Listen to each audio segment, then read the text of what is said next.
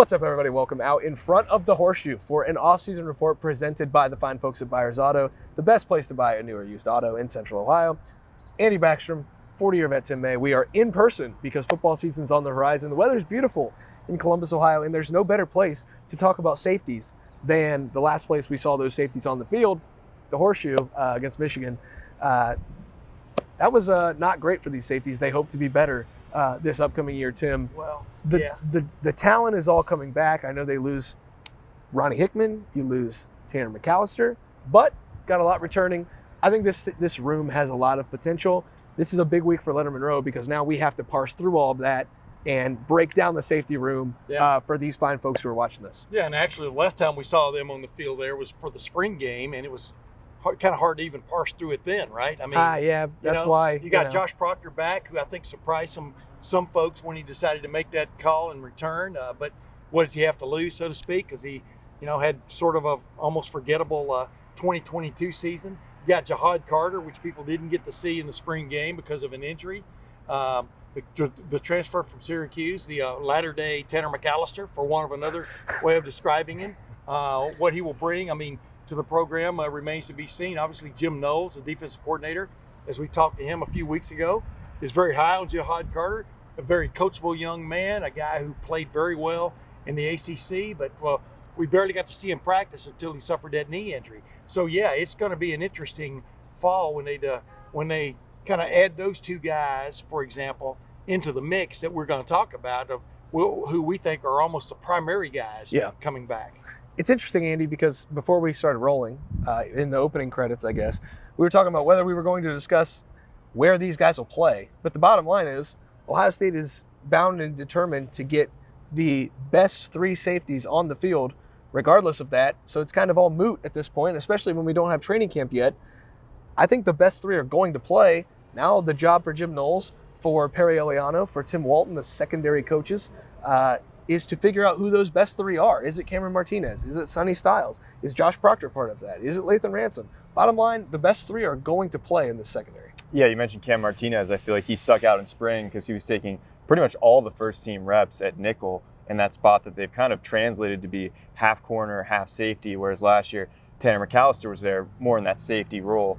So Cam Martinez might have a hold on that, but we don't really know because it seems like they're going to move guys around. Sonny Styles is someone who's also been there and at all three positions in the spring. Yeah. And really, he's another player that everyone wants to see. Where are they going to get him on the field? Because he made an impact as a true freshman, even against Georgia in the college football playoff. Well, how are they getting him on the field consistently in year two? That's the big question. But other young players too. Jair Brown, he was also at nickel at times. How do you get a guy like Kai Stokes on the field more, maybe at the adjuster position? So there's a lot of young players there that they need to find a way to get them on the field, and that's Perry Eliano's real challenge. Before we jump, for example, I want to jump right in on Sonny Styles, for example, in the Georgia game. You saw him really early in that game, and then sort of you didn't, and I don't think they ever came to grips last year. Came to grips last year with what they had, and where to play them, if in fact that's the term. I put my hands behind my back because I wasn't going to talk with my hands too much today, but I can't help it. But I think that's, while we were talking, you said in the preamble to this, before we turned on the video camera, I'm just wondering if they ever came to grips with what they had there and where to play those guys, because I thought it burned them in a lot of respects of not really knowing who to put back there and who to trust at the end of the season. Yeah, there was a lot of worrying about who's the best adjuster and who's the best bandit.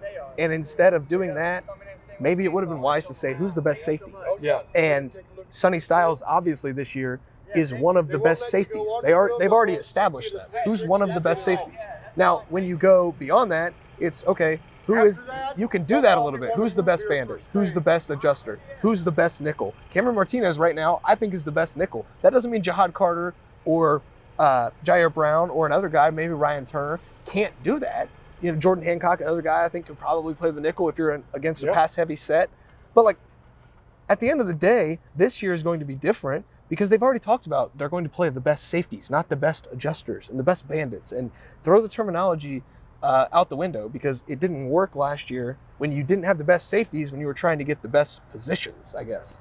It's a weird way to look at it, but that's the way that is the way to look at it. That's actually the way the cookie crumbled last year because it all crumbled when they were trying to do who the best at each spot was instead of who the best safeties were. Fourth quarter, Georgia is just like Jim Knowles said, the third quarter is maybe their best quarter of the year. The fourth quarter, one of their worst, if not their worst quarter of the year. Yeah, and we saw that like in the spring, even with someone like Sonny Styles, they were having him creep up towards the line of scrimmage, and it was even more of a linebacker role. So again, as Spencer said, almost throw those terms out the window. I don't think they'll actually do that when they're looking at film and diagnosing us all. No. But as fans and as people that are covering the team, you kind of have to, because ultimately that's what's going to come down to is skill level, talent level, potential, and that's Sonny Styles in a nutshell. And he's just the poster man, if you will, of that group. Yeah. Because there's a lot of skill within this position group. Yeah, and Sonny Styles is one of those wild card dudes that they can do a lot with, and put him in positions like we were talking about. Last week was linebacker week. Yet the story I wrote about, and that was C.J. Hicks, who might end up being, their Leo, their Jack guy, who could be backing off into the secondary, jumping out into the flat, or pass rushing on pass downs. I'm talking about. And so there are all kinds of mixes and matches that I think Jim Knowles has in his head much more clearly now than he did this time a year ago. Well, and like you said, sometimes they had some good defenses called. Like, for example, it's no secret, Lettermen Row, when he fell down against Georgia on that one streak route.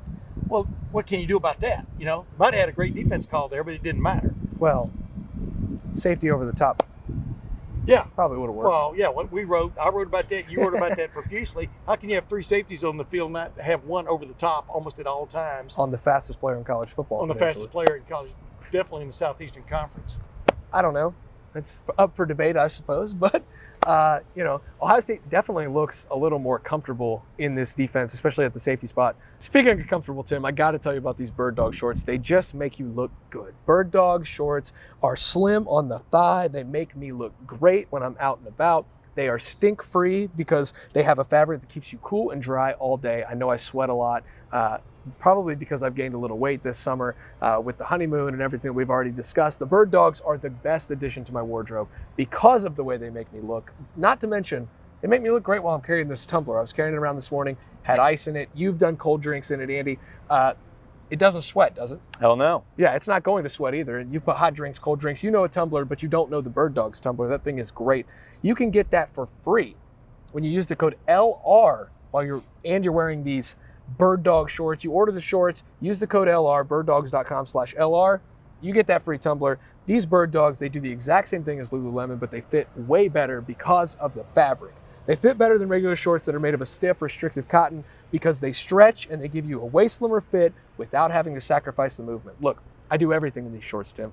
I move around. I do the high knees. I run around out on the field with them. I'm going to wear them to games this year. Wow. I'm going to wear the pants to games this year. The pants are great to golf in. I played golf on my bachelor party in them. They've got pants? They do have pants, Tim. They've also got polos. Sign me up. It doesn't matter what you order, though, because if you order something on Bird Dogs right now, birddogs.com/LR, you'll get a free Yeti tumbler that's irreplaceable.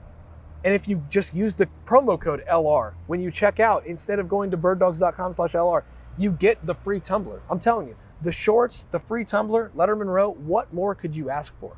Go to birddogs.com/LR right now. Use the promo code LR. You get the free tumbler with the shorts, the pants, the polos, whatever you want to order. Go there now, birddogs.com/LR, and get it done. Back to safety talk. By the way, nice shorts. Thank you. I appreciate that, Tim. Andy, thank you guys. These are great. I can't talk enough about them, even though I just did. Back to safety talk.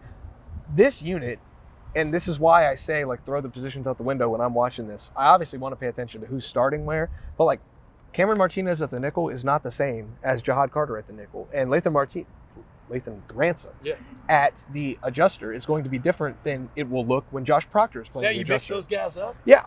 Well, when they are standing next to each other, it is not hard. No. Those two guys have some similarities, but Josh Proctor is going to look a lot different playing the adjuster than Lathan Ransom does. And Lathan Ransom is going to look a lot differently if his number is called to be in the nickel. So just because they play the same spot doesn't mean they have the same roles, which is why this defense is so flexible. And that's where the safety thing comes in. That's why I was almost dreading this week, but I'm almost looking forward to it as we're in it, because you have to parse through all of these things and then try to get into the mind of Jim Knowles, which in itself is just a chore. And then you have to also get in the mind of Perry Eliano, and now Tim Walton is the pass defense coordinator. Yeah. So you have to get through all of these people to try to figure out what's going on, and also look at what you think is the best for Ohio State versus what they think is the best.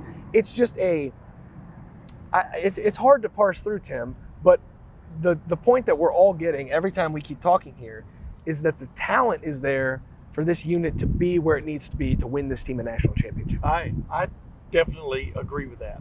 But I just, like you just talked about, the first time we really saw Cam Martinez play defense, it was being sent onto the field to cover a slot guy all by himself, man to man, back 2 years ago, when I thought, as a pup, as John Cooper used to say, if a dog will bite you, it'll bite you as a pup. As a pup, I thought he looked really comfortable in that role of just, this is my guy. I have ridiculous athletic ability. Anybody who's ever watched me play football, I'm talking about Cam Martinez, not Tim May. Cam Martinez, turn on the video. I have tremendous athletic ability. I'm just going to run with wherever this guy goes, I'm going with it. That, I thought, was lost in the wash last year when they started trying to put guys in positions, etc. I think Cam Martinez kind of got lost in the wash last year. Yeah. But, with the slot guy being such an important role in every offense now, from high school all the way through the NFL, I'm talking about the slot receiver, you've got to have a guy there who's athletically gifted. That's why they're talking about possibly playing Jair Brown, cornerback, against that guy some. But Cam Martinez should not be forgotten in that role because I think he could pay huge dividends. Yeah, he fits the mold of a corner. He's 5'10". He's got great speed. In high school, he was a quarterback who set all sorts of rushing records, and he did it both passing and rushing back then. So he certainly has the athleticism to do it.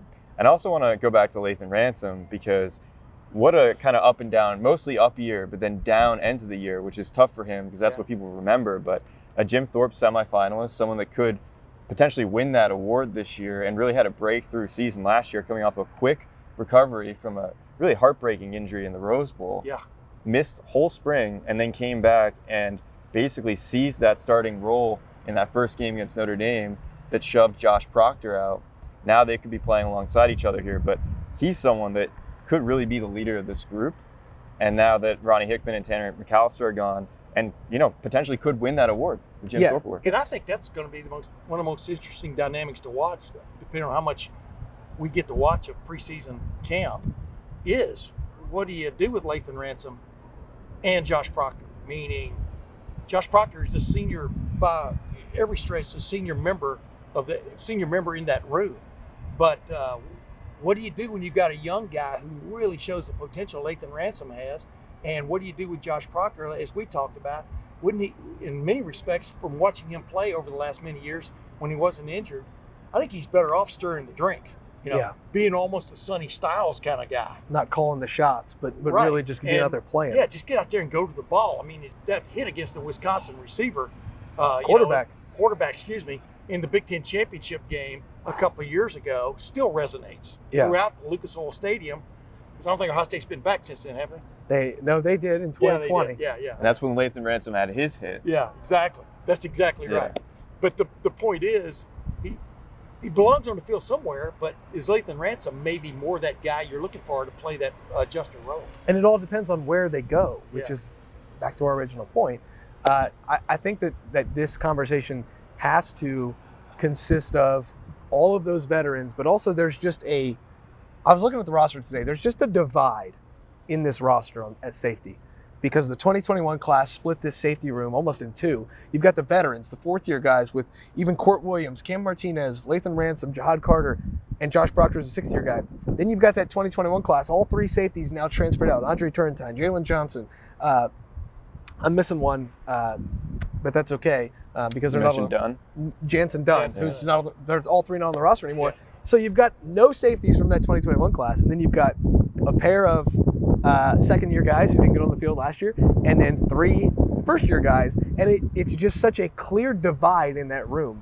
I think this safety room will be okay without the young guys stepping up, but it's certainly not going to hurt if Kai Stokes can become a guy who's on the field and can help you win games, because in the future you're going to need him. It certainly won't hurt if Malik Hartford, who I've raved about because I've heard great things even back to January when he first got here in winter conditioning, It won't hurt if he's on special teams and getting reps. It's like even these young guys, there's enough intrigue here that you have to question everything about this unit. It's just so, there's just so much to unwrap with the safety room. The spring game a couple of years ago, Kai Stokes is one of the guys we were all talking about. And then, you know, guys kind of get lost in the shuffle. I mean, it's interesting. Like it goes back to your original premise. Do I believe they have the talent on hand here to be big time at the safety spots, the 3 safety spots that they play? Absolutely. But now it's literally on Perry Eliano, Jim Knowles, and Tim Walton to get their 3 best guys on the field, no matter what that means, and maybe play 6 for that matter. Because Sonny Styles offers you things, man. How many times did we say during the spring, he's got to be on the field doing something? How many times did Jim Knowles say it during the spring? Exactly. So, is that going to happen? Yeah, we didn't even mention Cedric Hawkins as well. And then they also brought in Jaden Bonsu, 2 other guys that just came in June. And both of them, from a physical standpoint, it's almost okay they missed the spring. Obviously mental, you want to be part of the group, learning the playbook, whatever.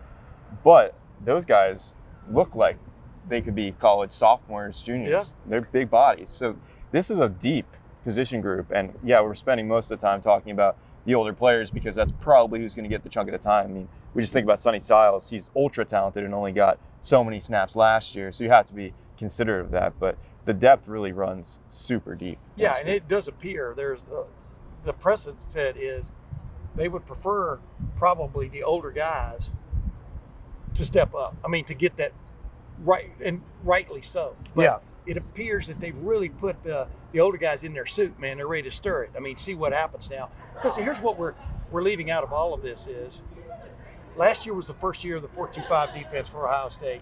Everybody was learning stuff, including Perry Eliano and Tim Walton.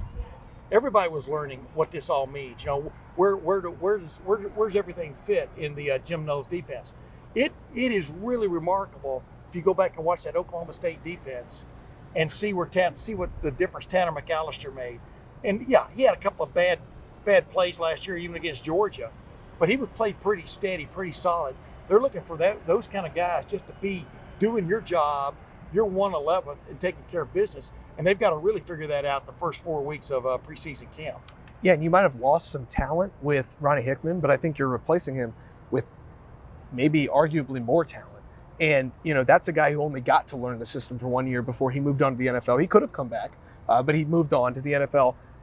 You know, so now you've got a bunch of guys who have been in this system for multiple years. Like you just said, they can massage out some of those issues, some of those knots in the system, and start to iron things out, get this thing figured out to where some of the doubts. Yeah, and you know, that's right. You're looking at the defense. You're thinking, okay, this is me doing my job. What are the other guys doing? Well, you probably know what the other guys are doing now in the second year in the system. You know how the coach is going to react when something happens. You know maybe what the call is going to be on a 3rd and 3 or a 3rd and 7, you know, as opposed to last year, like, okay, waiting for the call, got to get my mindset right, got to get in position. It's just year 2 does so much for these safeties, Andy, especially in what Jim Knowles described as safety-driven defense. Well, hold him to that. He wants it to be safety-driven. The safeties have to be the best position on the field for this defense, and that's the standard for them. So I just think that year 2 makes all the difference for this unit. Yeah, Perry Eliano talked about that. In year 2, you're really not trying to think as much. You're just doing more. And we've even heard Jim Knowles talk about that. You're going to where the ball is going to be. You're being more proactive than reactive in that situation. And I think for these safeties, Spencer touched on it, this is a safety-driven system. How many times have we heard that? Those 3 words. And I think, as Spencer said, there needs to be an accountability for that. This position group needs to have a high standard. There needs to be a sense of urgency. And I'm curious of what they do with the personnel if guys aren't performing, you know, maybe after that Notre Dame game. What changes are made? Are guys that we're not talking about as much today getting more play? Or, you know, is that it for Josh Proctor? Are we seeing changes within the adjuster bandit roles? I'm really curious to see what kind of mid-season changes they make if they're necessary, because there is so much talent, as Tim said, there is the talent to win the national title here, but they need to use them in the right places to do that. The test is coming 3rd week. I think it is Western Kentucky. Yeah, because they're going to come into Ohio Stadium throwing the ball same way they got here, by flying. They're going to come in. I mean, we're going to see this defense in general and the secondary in particular tested. But it always goes back to this. I don't want to get into football one-on-one, but man, if those guys up front, that front four, can create the havoc that we think they're capable of, that they did sporadically last year, it changes everything. We'll be talking about the safeties like, well, how great they are, because you'll be having to launch the ball earlier rather than later. There'll be all these things breaking. But the one thing you want to see, and I think you agree with me, and you brought it up a minute ago, is you got 3 safeties on the field. Can somebody please be over the top? You know what I mean? Yeah. That is not a lot to ask. Even if you're dropping C.J. Hicks, in the Leo jack position back over the top. Can somebody please be over the top? That's all you ask. Somebody has to be. Somebody's got to break down these safeties too. Lettermen Row is going to do it all week long. 40-year vet Tim May will be doing it. Andy Backstrom will be doing it. By the way, I want to interrupt you real quick. I know I'm bad about doing it, but I also want to thank the security guard who came up and pronounced himself well on camera here a little while ago. Yeah, that was nice. It was a good touch to the video. That you don't want anybody getting in the shoe who doesn't belong in the shoe. Yeah, remember that. Yeah, it's like Fort Knox back behind us. Fort Knox over at the Woody Hayes Athletic Center. We don't know a thing about these safeties except for the stuff that we do know. We'll be breaking that down at lettermenrow.com. Tim May, the 40-year vet, will be there. Andy Backstrom will be there. I will be there as well. Breaking it all down all week until we get to cornerbacks next Monday. Thanks for watching. Thanks for listening to the latest practice report, off-season report presented by Buyers Auto, the best place to buy a new or used auto in Central Ohio. I am Jim Spencer Holbrook. We will see you back at this exact spot next week for Quarterbacks Week.